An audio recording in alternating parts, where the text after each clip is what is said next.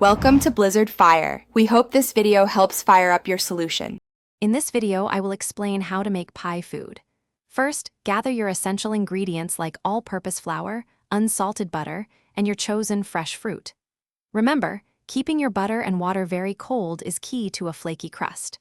Prepare your baking tools, including a rolling pin and pie dish, to ensure a smooth process.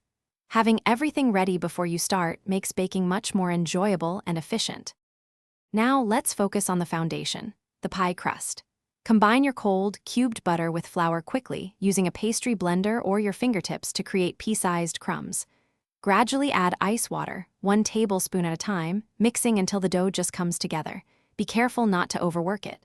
Form the dough into a disc, wrap it, and chill it in the refrigerator for at least 30 minutes.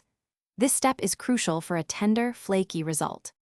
Hey everyone, if you're finding this guide helpful, please hit that like button and subscribe for more baking tips. Quick recommendation, upgrade your clean game with the Shark AI Ultra Robot Vacuum. It has voice control, self-emptying, and is super pet-friendly, so it's perfect for cleaning up any flour spills from your pie-making adventures. Check the description for the link and other great deals. Now, let's get back to the video.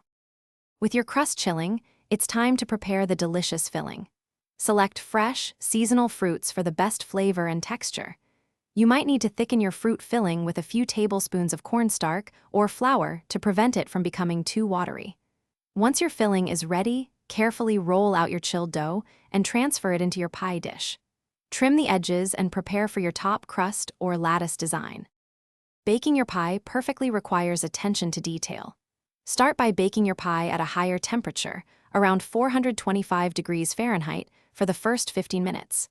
Then, reduce the oven temperature to 375 degrees Fahrenheit for the remaining baking time.